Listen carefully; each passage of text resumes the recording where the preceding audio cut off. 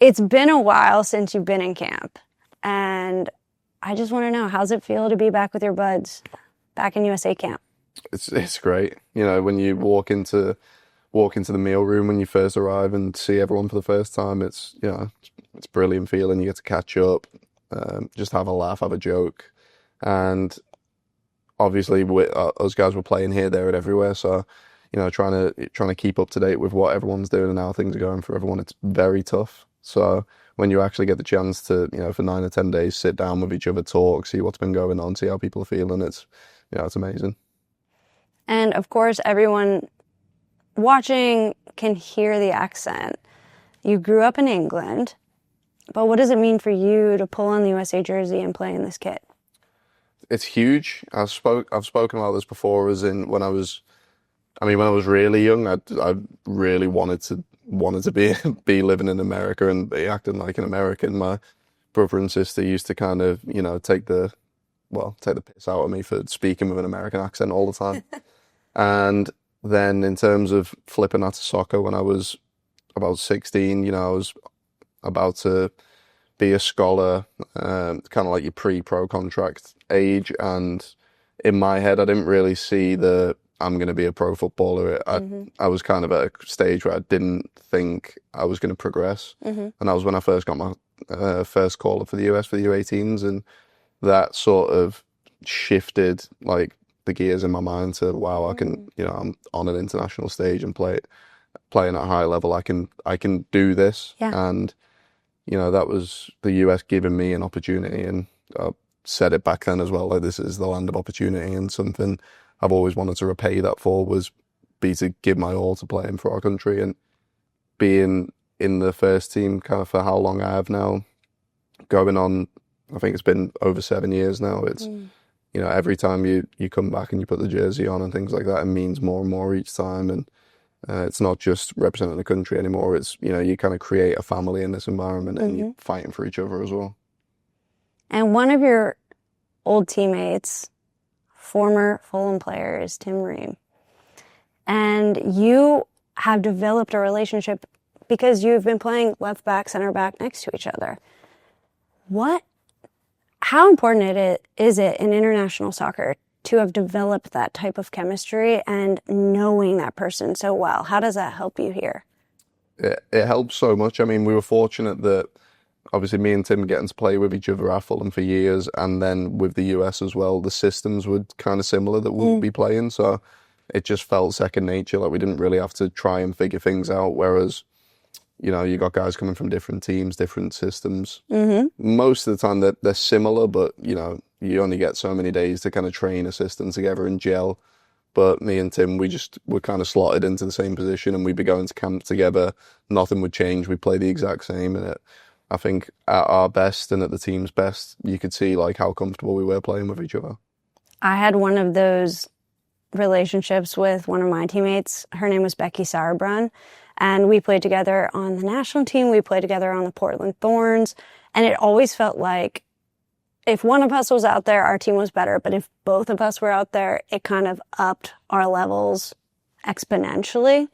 So I totally get what you're saying. It's such an advantage. And so it makes me think, well, with the new players that are coming in, how do you kind of expedite the process to get that type of chemistry? Can you expedite the process to get that type of chemistry and relationship so you guys can gel and do well on the world stage? It's difficult. I mean, like you said, if you've literally played with someone at club level, it makes it so easy. I'd say the main thing is just being able to communicating openly. And for me, I think it's really easy to do that when, in terms of like a winger coming in or a centre back, like my immediate people next to me, I can just be like, look, there's like, if you're here, I'm going to be here. If I shout for the ball, give me it. If I don't, I'm not free. If this is happening, I'm going to run in behind. If I've got the ball here, you run in behind, things like that. So if you're just open with that communication and try and, like, that goes both ways, and you're trying out in training, then that's about as quick as you can get it to work in a game, I think. Bank of America is proud to be the official bank of U.S. soccer, driving a positive impact in the game and in communities all across the country. helping turn possibilities into achievements and lifting fans, stadiums, and cities to their feet. What would you like the power to do?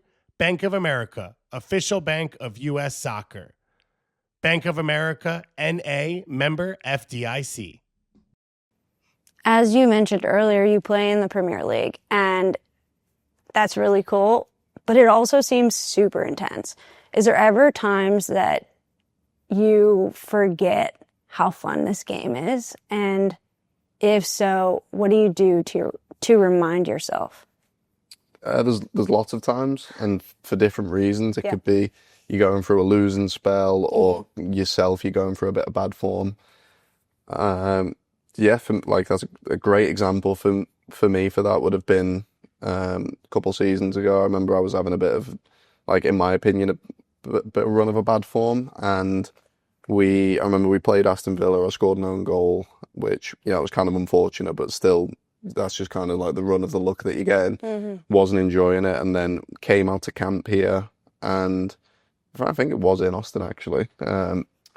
And we played Trinidad, and I said, I need to do something to just change. So I just dyed my hair platinum blonde. Was like, I'm going to have fun with it, and then scored 2 goals that camp, went back and got like 3 assists in a row at Fulham. So I was like, just a quick change of mindset, and I was like, wow, I'm enjoying this again, and I'm playing well. And then we started winning again, and felt fun again. I feel like after people watch this, there might be a petition for you to dye your hair blonde for the World Cup. Oh, it will be getting dyed blonde for the World Cup. 1,000,000%. I'm saving it for them. Yeah. You've heard it here first. I'll have a haircut. I'll be blonde. I'll be all right. I won't be looking homeless like I am now. Well, I'm not commenting on that. I don't think that's not true at all. Outside of the game, what brings you joy? We touched on it, golf. I'd say the number one spot is obviously family. Like my fiance, my 2 daughters, who are beautiful, growing quickly. Might be difficult and tough days at times, especially the age they're at now. But how old are they? My oldest one is going to be 4 in 2 months. That's so fun. The youngest one is 1.5. So they're just getting to the point where they can kind of play with each other a little bit. Thinking in like a year they're just going to be carnage running around the house and things like that. But it's very, very fun watching them develop and grow their love for each other and stuff. And like having 2 healthy daughters is an unbelievable feeling. So I'd say that brings me joy. And then the few hours of spare time I get, like golf is a massive thing. Hobbies, being able to go out for nice dinners, things like that. Are you a foodie? I'd say so, yeah. What is your cuisine of choice? Well, because I live near London now, it's kind of most of the restaurants that are good are kind of Pan-Asian. They kind of have everything, like good sushi, good steak, like pretty much everything, to be honest. Love that. My partner Ingrid, she's half Thai. So she's been teaching me a lot about Asian cuisine, and I'm Italian. So we've been calling it Thai-Italian and mixing our cuisines together and just making some really good creations. So I think we definitely have that. Do you ever go to Thailand together? Do we ever what? Go to Thailand. We are going in January. Oh, no. Is it your first time? It's my first time. Oh, that's unbelievable. You've been?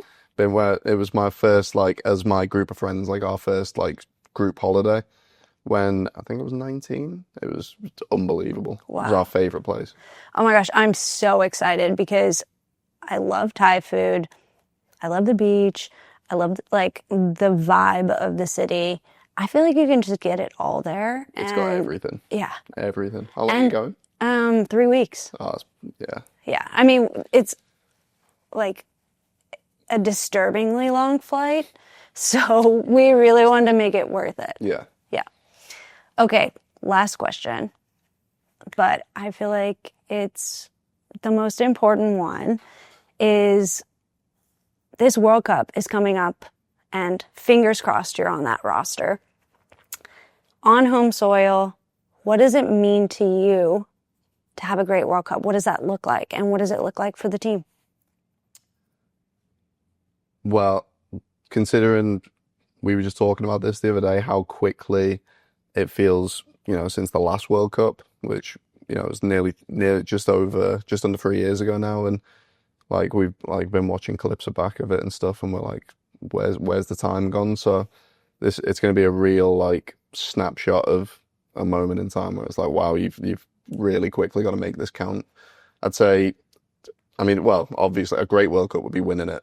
At personal level, I won't really be thinking of myself too much. It'll just be the whole team just trying to do whatever we can to make sure we win each game.